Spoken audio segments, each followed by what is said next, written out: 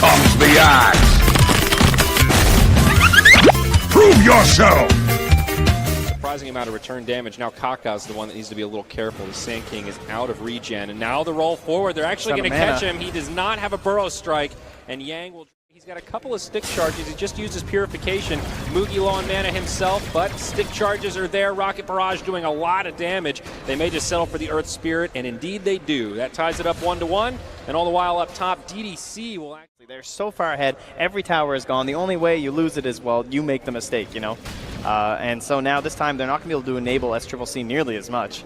And going to have to rely way more on stacks instead of tower bolt. Another initiation onto Yang, but there's the counter from DDC and Fade. They roll in onto Kaka. Yang getting very low, but the repel enough to save him. The auto attacks are there, and Mugi catches him. They get a double as Winter Wyvern rotates it onto Yang. It's an early repel. He does not have a TP for another 30. There will be a purification, but 3-on-1, not much the Omni Knight can do.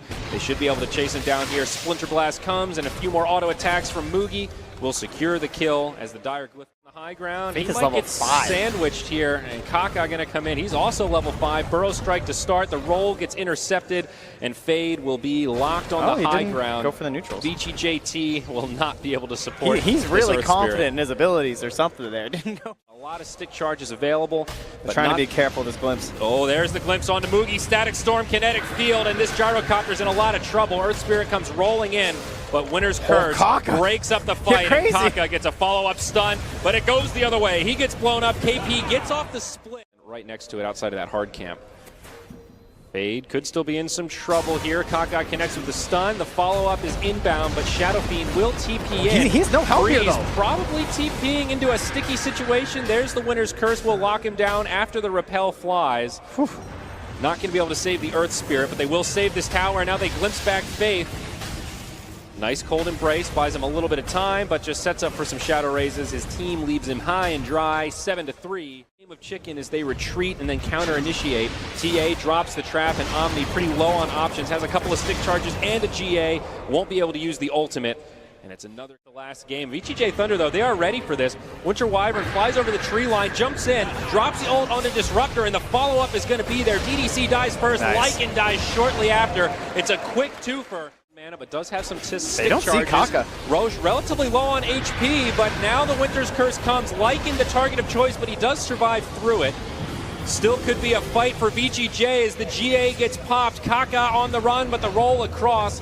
Ice Cube will buy him a little bit of time, but the inevitable is done as Mugi on the backside now getting isolated. It's a buyback from Kaka. Newbee really want to defend this, but a double from Sylar. Beautiful stun from Kaka. Stops the big bad wolf as he heads to retreat and loses the shapeshift. Now KP on the backside, 30 seconds until ult. He's going to get glimpsed back right into the fray, but he has support, and Newbee will hold. Now the stun forward onto Yang. They could be turned again, and Kaka, it's a dieback on the Sand King. Initiation onto Faith, glimpse, Static Storm. Nope, that's a kinetic field, my bad.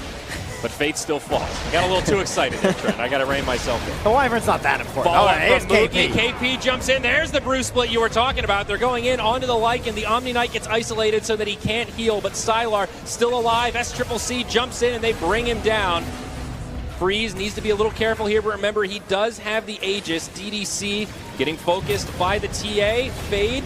Oh, nice beautiful kick stun on three, and that sets it up for Freeze to bring down Mugi. Now Kaka gets a stun on 3, sets it up the other way for SCCC, and they will find the Aegis. Another one of these chaotic fights, but it's Newbee that comes out big. Look out. Big damage on the Yang. Another awesome stun from the Sand King, and it's going to be a full 5-man wipe and then some. A triple kill.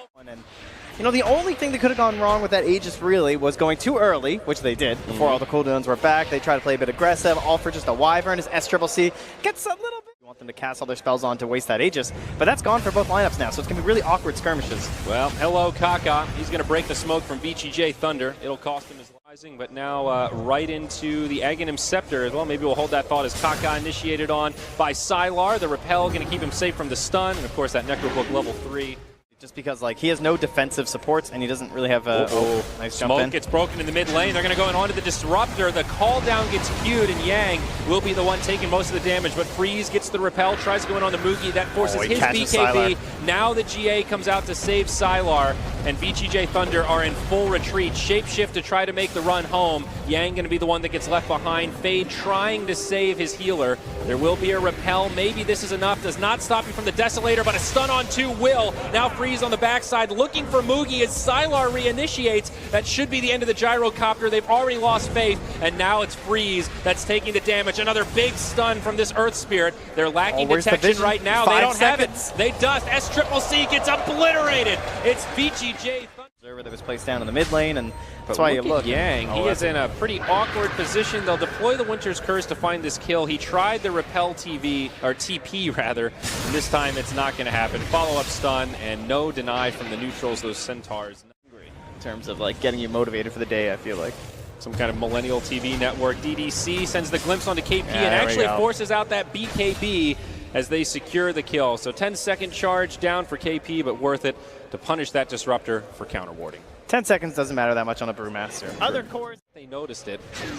The VGJ seem to be suspicious. KP. They're just going to TP home. DDC gets caught in the tree line though, pops a glimpse, but he will be the one that gets left behind. Yeah, they might try and set something up here if they're a little greedy on Kaka. Yeah, they're going. Freeze wants it. Sets it up. There's the Requiem follow-up roll, but Ice Cube, and now the Winter's Curse. Fade's the one that gets turned on as Shadow Fiend lays into him.